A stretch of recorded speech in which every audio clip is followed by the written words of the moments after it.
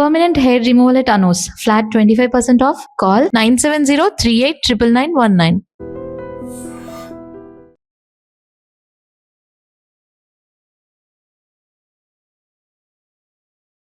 నమస్తే, welcome to I dream talking point with Kavitha. భారతదేశ ప్రధానమంత్రి నరేంద్ర మోదీ 5 దేశాల పర్యటన చివరి అంకానికి చేరుకుంది. ఇందులో భాగంగా మోదీ ఈరోజు ఇటలీ రాజధాని రోమ్లో పర్యటిస్తున్నారు. ఈ సందర్భంగా భారతదేశ ప్రధానమంత్రి మోదీ ఇటలీ ప్రధాని జార్జియా మెలోనీని కలుసుకున్నారు. ఆమెతో కాసేపు ఆహ్లాదంగా గడపడంతో పాటుగా ఫోటోలు కూడా తీసుకున్నారు. అనంతరం ఆమెకు ఒక సర్ప్రైజ్ గిఫ్ట్ను కూడా ఇచ్చారు.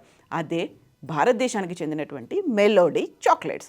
భారతదేశంలో చిన్నపిల్లలు అతి ఇష్టంగా ఒకప్పుడు తిన్నటువంటి మెలోడీ చాక్లెట్ బాక్స్ను గిఫ్ట్గా ఇచ్చారు. దీనిపై మెలోనీ కూడా అంతే ఆనందంగా స్పందించారు. ప్రధాని మోడీ ఇచ్చినటువంటి ఈ ప్రత్యేక బహుమతికి కృతజ్ఞతలు తెలుపుతూ ఇటలీ ప్రధాని మెలోనీ వీడియోను ఎక్స్లో షేర్ చేశారు. బహుమతికి ధన్యవాదాలు అని రాస్తూ ఆ వీడియోను షేర్ చేశారు. అంతే, అది వెంటనే వైరల్గా మారిపోయింది.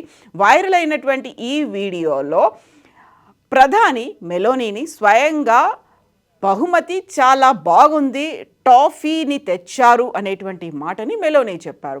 మోడీ, మెలోనీ ఈ 2 పేర్లను కలిసినటువంటి మెలోడీ అనేటువంటి పదంతో గతంలో చాలా వరకు సోషల్ మీడియాలో మీమ్స్ అనేవి వైరల్ అయ్యాయి. ఇప్పుడు మెలోడీ చాక్లెట్స్ని, ఆ టాఫీలనే గిఫ్ట్గా ఇవ్వడంతో మరోసారి మెలోడీ అనేది చర్చనీయాంశంగా మారింది.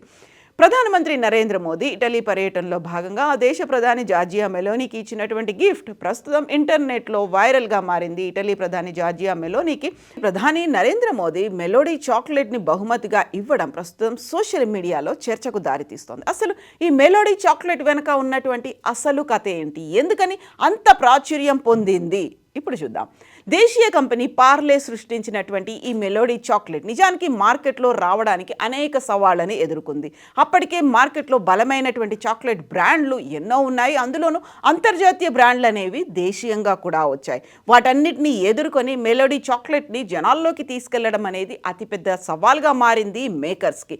ఎందుకంటే అప్పటికే మార్కెట్లో ఉన్నటువంటి అంతర్జాతీయ బ్రాండ్స్, దాంట్లో పాటుగా క్యాడ్బరీ చాక్లెట్ అనేది ఈ రంగంలో తిరుగులేని మార్కెట్ను సొంతం చేసుకుంది. అలాంటి సమయంలో పార్లే సంస్థ ప్రవేశపెట్టినటువంటి మెలోడీ మార్కెట్లోకి ప్రవేశించడం అనేది, అందులోనూ కస్టమర్లని ఆకర్షించడం అనేది ఒక సవాల్గా మారింది.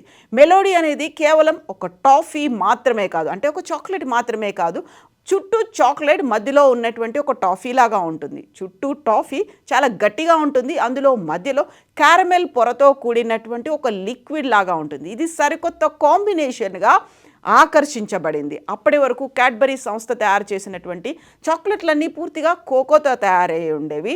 చాక్లెట్ బార్లకు కూడా మంచి డిమాండ్ ఉండేది. క్యాడ్బరీ సంస్థ చాక్లెట్లకు కూడా ధర ఎక్కువగా ఉండేది, ఎందుకంటే అక్కడ బ్రాండెడ్ అనేది కనిపిస్తోంది, క్వాలిటీ కూడా ఉంటుంది అనేది.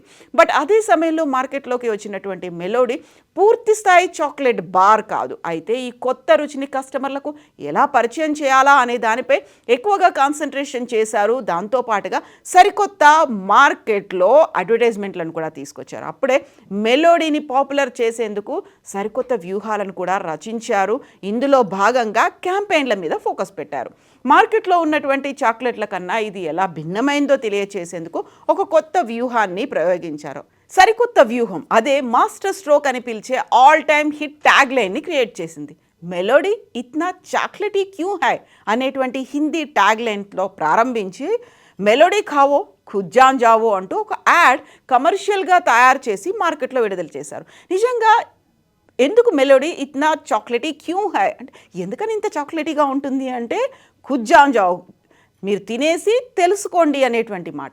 అప్పట్లో టీవీ ప్రకటనలకు ఎక్కువగా డిమాండ్ ఉన్నటువంటి నేపథ్యం అనేది క్రికెట్ మ్యాచ్లు, అలాగే పాపులర్ టీవీ షోలు, టీవీ సీరియళ్ళ మధ్యలో కార్టూన్ షోలు వచ్చినప్పుడు ఈ మెలోడీ యాడ్ విస్తృతంగా పబ్లిష్ అయ్యేది. అదే మెల్లిమెల్లిగా ఆ చాక్లెట్ రుచి జనాల్లోకి వెళ్ళడం అనేది ప్రారంభమైంది. బలమైనటువంటి డిస్ట్రిబ్యూషన్, ఆ తర్వాత దానికి తగ్గట్టుగా ఉన్నటువంటి క్యాంపెయిన్తో మెలోడీకి అడ్వాంటేజ్గా మారలేదు. పార్లే సంస్థకు ఉన్నటువంటి బలమైనటువంటి డిస్ట్రిబ్యూషన్ నెట్వర్క్ మెలోడీ విజయానికి కారణమైంది. పార్లే సంస్థకు అప్పటికే బిస్కెట్ల ద్వారా పల్లెటూర్లకు కూడా అక్కడ ఉన్నటువంటి చిన్న చిన్న షాపులకు కూడా రీచ్ అయింది.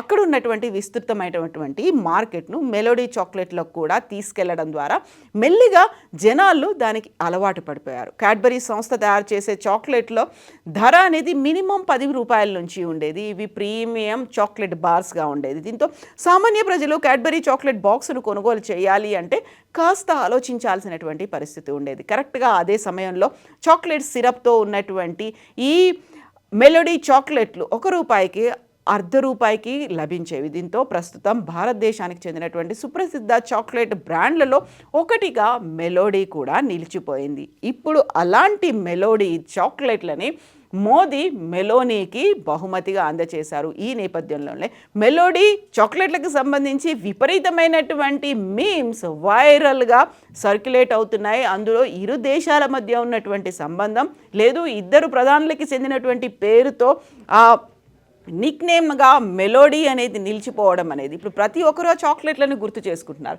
మీకు కూడా మెలోడీతో ఏదైనా అనుబంధాలు ఉన్నాయా? గతంలో మీరు కూడా తిన్నారా? లేకపోతే ఇప్పుడు సరికొత్తగా దేశాల మధ్య ఈ మెలోడీ అనేది ఎలాంటి బాండ్ను డెవలప్ చేయబోతోంది? ఇప్పటిదాకా హెక్టిక్ షెడ్యూల్లో 4 దేశాల్లో పర్యటించినటువంటి మోదీ అక్కడ ఎలాంటి వాణిజ్య సంబంధాలను లేకుంటే ట్రేడ్ డీల్స్లని కుదుర్చుకున్నప్పటికీ ఇటలీలో మాత్రం జార్జియా మెలోనీతో ఈ మెలోడీ బాండ్ అనేది ఎక్కడికి వెళ్ళబోతోంది? ఆ తర్వాత ఎంతవరకు మనకు కావలసినటువంటి ఒప్పందాలు లేకుంటే ద్వైపాక్షిక సంబంధాలు ఎక్కడి దాకా వెళ్తాయి? వీటన్నిటి మీద బోల్డంత చర్చ అయితే జరుగుతోంది. నిజంగా మీరు కూడా మెలోడీ చాక్లెట్లను చిన్నప్పుడు తిన్నారా? ఇప్పటికీ ఆ టేస్ట్ మీకు గుర్తుందా? ఈ ట్రెండ్ చూస్తే మీకేమనిపిస్తోంది? కామెంట్స్ రూపంలో తెలియజేయండి.